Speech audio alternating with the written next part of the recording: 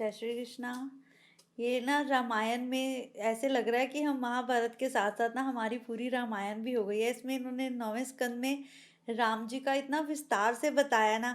इसमें मैंने सुना नहीं था कि कभी के कहीं ने ऐसा क्या किया था कि जो रामचंद्र जी ने इस जन्म में आकर उनका ऋण उतारा।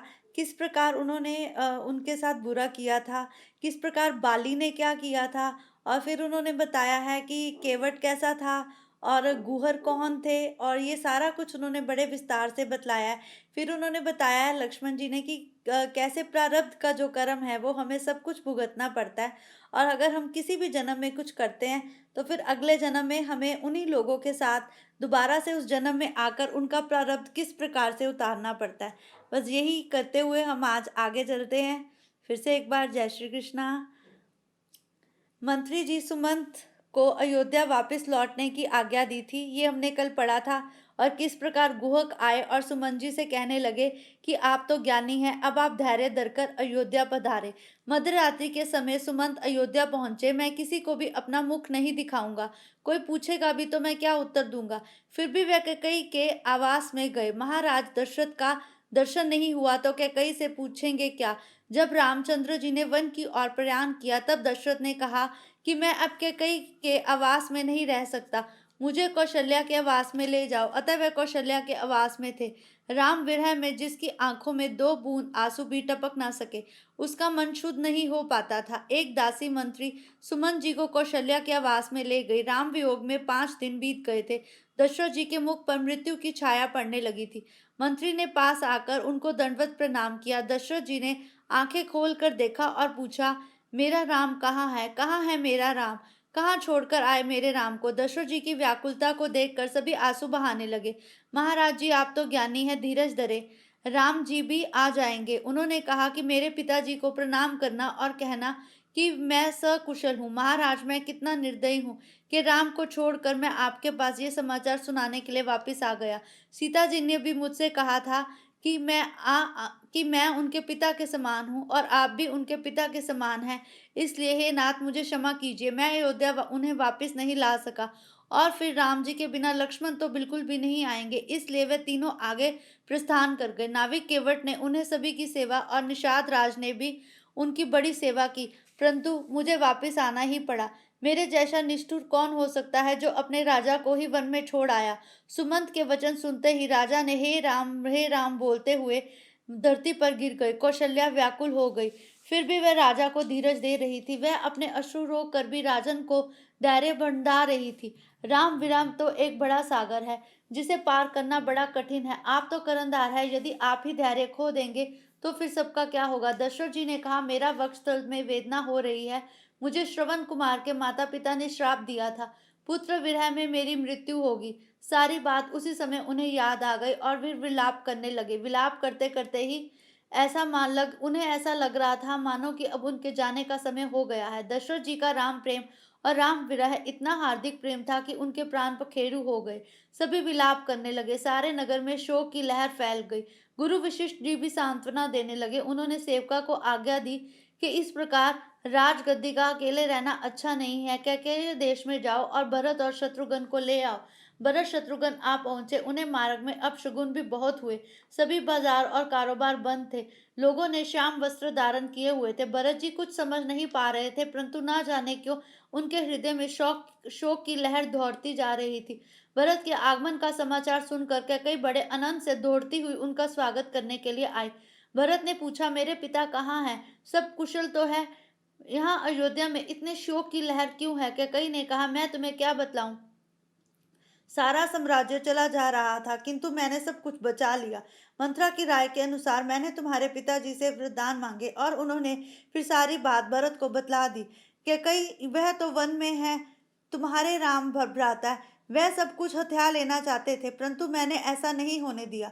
मेरे वरदान के अनुसार उन्हें वनवास दिया गया और सिंहासन भी तुम्हें दे दिया गया। राजा बनने से पहले अपने राज्य सिंहासन तुम्हें दे गए हैं। शत्रुघ्न ने जब मंथरा को देखा तो उन्हें एक लात मार दी। भरत शत्रुघ्न कौशल्या के पास आए। माता का विरह स्वतंत्र रूप से उनसे देखा न गया। भरत जी को तो मूर्छा ही आ गई। भरत जी कौशल्या माता से कहने लगे, मेरे राम कहाँ गए, मेरे राम कहाँ गए। इन सभी अनर्थों का मूल मैं ही हूँ। कैकई के वरदान, यदि मेरी ऋण मात्रा से भी संपत्ति है तो मात्र पिता हत्या का फल मुझे लगे। कौशल्या ने कहा, बेटे धीरज रखो, मुझे पता है तुमने ऐसा नहीं किया। कैकई को भी क्षमा कर दो। प्रातः काल के समय सरयू नदी के किनारे महाराज दशरथ का पार्थिव देह का अग्नि संस्कार हुआ। दशरथ महाराज की आज्ञा थी कि राम को वनवास देने में यदि भरत की भी सम्मति हो तो उनके हाथों उनका अग्नि संस्कार ना हो। लेकिन ऐसा नहीं था, क्योंकि भरत ऐसा बिल्कुल भी नहीं चाहते थे। उनके लिए तो उनका भाई ही सब कुछ था। उन्हें अयोध्या का सिंहासन नहीं चाहिए था। दशरथ की पत्नियां भी जलकर सती होने जा रही थी, किंतु भरत जी ने उन्हें बचा लिया। 15 दिनों के बाद शोक सभा का आयोजन हुआ। जब राजा का संस्कार हो रहा था तो न जाने क्यों राम जी को सब कुछ नजर आ गया, परंतु फिर भी वह चुप रहे और अपने पिता की बात उन्होंने भ्राता और अपनी पत्नी को नहीं बतलाई, क्योंकि वह थे तो नारायण का अवतार ही। वशिष्ठ सहित कई ऋषि भी वहां उपस्थित थे। सबसे पहले वशिष्ठ जी ने महाराज दशरथ का गुणगान किया और शोकांजलि दी। फिर उन्होंने राजकुमार राम की भूरी भूरी प्रशंसा की और कहा कि ऐसा भ्राता धन्य है। राम ने वन गमन किया है। दशरथ जी स्वर्ग सिधारे तो शोक करने योग्य नहीं है, अतः कल तुम्हारा राज्याभिषेक करेंगे। किंतु भरत ने ये बात स्वीकार करने से इनकार कर दिया। उन्होंने कहा कि मेरी माता अति क्रूर है, विधाता भी क्रूर है, जिसने मेरे भ्राता को वन भेज दिया, जिसने ब्राह्मण का शरीर मिला है, फिर भी जो वेद शास्त्र जानता हो, धर्म को छोड़कर अगर वह ऐसी बातें करे तो फिर मैं उसके बारे में क्या कहूँ। शोक तो वैश्य को करना चाहिए जो अपने पास धन होते हुए भी ना तो दान करता है, ना अतिथि सत्कार करता है। कहते हैं उन लोगों का कलयुग में अंत के समान है जो लोग पास में धन होते हुए भी दान नहीं करते। लेकिन एक बात याद रखो, मैं ये कहता हूँ, दान से अमीर गरीब का कुछ लेना देना नहीं है। अगर तुम्हारे पास 2 रोटी है और उसमें से तुम एक रोटी भी दान कर देते हो, वह दान भी लगता है। इसलिए ये मत सोचो दान कितना किया, परंतु दान अवश्य करना चाहिए। कुछ लोग ऐसे हैं जो कि केवल उन्हीं लोगों के साथ संबंध रखते हैं जिनसे उन्हें कुछ मतलब होता है। वे दूसरे लोगों के साथ संबंध नहीं रखना चाहते, परंतु उन्हें इस बात का एहसास नहीं होता कि दूसरे का मन कितना दुखता है। कहते हैं अगर हमारी हमारी किसी बात से किसी दूसरे का मन आहत हो तो उसके मन के आहत होने का पाप भी हमें ही लगता है। इसलिए हमें इस बात का अवश्य ध्यान रखना चाहिए। सन्यासी को शोक किया जाए तो ज्ञान वैराग्य को छोड़कर संसारिक प्रपंच में फंसा रहता है। वह नारी शोचनीय है जो अपने पति से छल करती है, जो कुटिल कलह प्रिय और स्व इच्छाचारणी है, शारीरिक शोचनीय है तो वह अपने समय और संपत्ति का दुरुपयोग करते हैं, दूसरों का अनिष्ट करता है, अपने शरीर के पोषण और लालन में ही रत है, जो नाम मात्र से भी हरि भक्ति नहीं करता। कहते हैं कलयुग में अगर मनुष्य केवल हरि नाम लेता है तो मनुष्य के कई जन्मों के पाप कट जाते हैं, परंतु कलयुग के मनुष्य के पास सब कामों के लिए समय है, नहीं समय है तो केवल हरि नाम का स्मरण करने के लिए समय नहीं है। महाराज दशरथ के लिए शोक ना करे। सच्चा राम प्रेम तो उन्हीं का था कि वह रामागण में दुख उनके प्राण पखेरु हो गए। प्रभु कहते हैं कि तुम तिनछी भी अपने मन में मैल मत लाओ। पिताजी स्वर्ग में गए और रामचंद्र जी वन में गए, अब मेरा राज्याभिषेक होने पर मुझे कौन सा अनंत सुख मिलेगा। अयोध्या की प्रजा को भी क्या लाभ होगा। सभी अनर्थों का कारण तो मैं ही हूँ। मैं अपने पिताजी को सदगति प्राप्त करवाना चाहता हूँ और उसका एक ही कारण है कि मैं अपने भाई को यहाँ ले आऊं और उसे अयोध्या का राज सौंप दूं। वह तो मेरे कारण दुख भोग रहे हैं, उन्हें वन में नंगे पांव चलना पड़ता होगा। रघुनाथ जी के बिना सब कुछ व्यर्थ है। मुझे तभी शांति मिलेगी जब मैं उनके दर्शन प्राप्त कर सकूं। कैकई को अपने पुत्र की ऐसी बातें सुनकर बार बार स्वयं ग्लानि होती जा रही थी। रामचंद्र जी के सेवा करने से ही मेरे जीवन में सफलता मिलेगी। जिस राज्य सिंहासन पर कभी महाराज भगीरथ विराजते थे उसी पर बैठने पर मेरी पात्रता नहीं है, ये केवल राम की ही पात्रता है। मुझे आज्ञा और आशीर्वाद दीजिए कि कल मैं अपने भ्राता के पास जाऊं और उन्हें अयोध्या वापस लाने में सफल हो सकूं। राम सीता का स्मरण करते हुए भरत की आंखों में से अश्रुधारा बहती जा रही थी। जनता को विश्वास था कि भरत ऐसे हैं जो राम को ले आएंगे। भरत चरित्र में तुलसीदास जी भी समाधिस्थ हो गए थे। सभा विसर्जित करने लगे। नगर में आभार वृद्ध स्त्री पुरुष सभी इस बात से प्रसन्न थे कि कल भरत राम को वापस ले आएंगे। प्रातःकाल राजाभिषाद के आंगन में सारा नगर उमड़ पड़ा। सभी को आशा बंध गई थी कि आज राम सीता अयोध्या वापस आएंगे। श्री वशिष्ठ जी और अरुंधति भी रथ में विराजमान हुए। अब तो क्या कहीं भी एक सिर से कली का भूत उतर चुका था। वह जान चुकी थी कि उससे कितना बड़ा अनर्थ हो गया है। अब वह अपने पुत्र को शीघ्र अतिशीघ्र अयोध्या वापस लाना चाहती थी, परंतु भरत ने अपनी माता का त्याग कर रखा था। भरत के लिए स्वर्ण रथ तैयार किया गया तो उसमें उन्होंने चढ़ने से इनकार कर दिया। उन्होंने कहा कि मैं पैदल ही जाऊंगा, इसमें माताओं को ले आओ। माता कौशल्या ने भरत को समझाया कि यदि तू रथ पर स्वीकार नहीं सवार होगा तो हम भी नहीं होंगे। भरत जी अति श्रवणपुर के निकट आए तो गृह के सेवकों ने समाचार दिया कि भरत अपनी चतुरंगिनी सेना के साथ आ रहे हैं। गुहक की भरत सेना के साथ लक्ष्मण राम युद्ध करने जा रहे हैं। अगर ऐसा नहीं है तो फिर सेना को क्यों साथ लाए हैं? गुहक ने भील सेना को आज्ञा दी कि किसी भी तरह इन्हें वन में ना जाने दिया जाए। एक वृद्ध भील ने गुहक से कहा, भरत शायद रामचंद्र जी को मनाने जा रहे हो, आप ऐसा क्यों नहीं सोचते?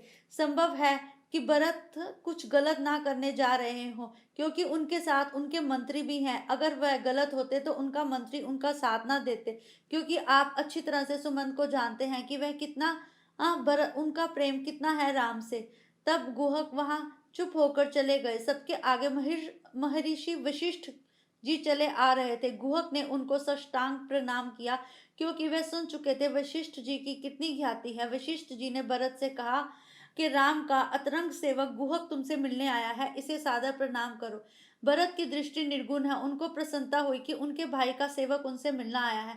भरत के दीन भाव की तो प्रसन्नता पूरे रामायण में कई बार की गई है। कहते हैं अगर राम ईश्वर का स्वरूप है, अगर राम नारायण है, तो भरत एक ऐसे हैं जिनकी दीन भावना के बारे में तो कुछ भी कहना संभव ही नहीं है। कंद मूल सात्विक भोजन है, मिष्ठान रासिक भोजन है और मांस मदिरा तापसिक। इन तीनों में से भरत की दृष्टि सबसे पहले आकृष्ट होगी। वही भाव भरत के मन में है। गुहक ने ये मन में सोच रखा था, क्योंकि वे जानना चाहते थे कि उनके मित्र राम के लिए उनके भ्राता के कैसे भाव हैं। किंतु देखिए तो भरत ने इन तीनों में से किसी भी चीज पर दृष्टि ही नहीं डाली, क्योंकि वे अपने भाई से मिले बिना आहार ही ग्रहण करना नहीं चाहते थे। आज उनके जीवन की पूर्ण रूप से परीक्षा हो चुकी थी। अब तो गुहर ने भरत को गले से लगा दिया। भरत के मुख से केवल राम नाम ही उच्चारण हो रहा था। गुहक समझ चुका था कि यही भ्रातृ प्रेम है। वह जानता था कि क्यों राम जी बार बार कहते थे कि मेरे भरत से पूर्ण उत्तम कोई भी मनुष्य नहीं है। मेरी ये भावना है, मुझे यही वरदान दो कि मुझे रामचरण प्रेम का दान करे। उनकी प्रार्थना सुनकर गंगा जी भी ध्वनित हो उठी। गंगा जी की लहरें प्रसन्न हो उठी, क्योंकि चारों तरफ राम नाम की ही गूंज थी। तुम चिंता ना करो, सभी का कल्याण होगा। गुहक ने भरत को वह अशोक वृक्ष दिखाया जिसकी छाया में श्री राम ने विश्राम किया था। भरत ने उस वृक्ष को भी प्रणाम किया। श्री राम की दर्द से सेज देख कर उनका हृदय भर गया। मेरी भाभी को कितना कष्ट भुगतना पड़ रहा है, क्या कई इन सभी कष्टों का कारण मैं ही हूँ। सारी रात सभी ने वहां विश्राम किया। प्रभात आया तो भरत जी कहने लगे कि इस स्थान से श्री रामचंद्र जी पैदल ही आगे बढ़ेंगे, अतः मैं भी पैदल ही चलूंगा। सभी के रथ को आगे ले लो। आगे आगे सभी के रथ चलने लगे और पीछे भरत और शत्रुघ्न और गुहराज पैदल चलने लगे। धन्य है भरत का भ्रातृ प्रेम। स्वयं ईश्वर जिसका स्मरण करे उसकी भक्ति सच्ची भक्ति कही जा सकती है। यही बात थी। राम जी भी भरत को उतना ही स्मरण करते थे जितना कि भरत राम जी को। ये बात लक्ष्मण को कतई अच्छी नहीं लगती थी, परंतु फिर भी राम जी उन्हें यही समझाते थे कि जब तुम भरत से मिलोगे तब तुम सब जान जाओगे, क्योंकि कहीं ना कहीं लक्ष्मण के मन में ये था कि भरत के कारण ही उनके भाई को इतना दुख भोगना पड़ रहा है। लोगों ने भरत जी से कहा, मुनि भारद्वाज के आश्रम में भी जाना चाहिए।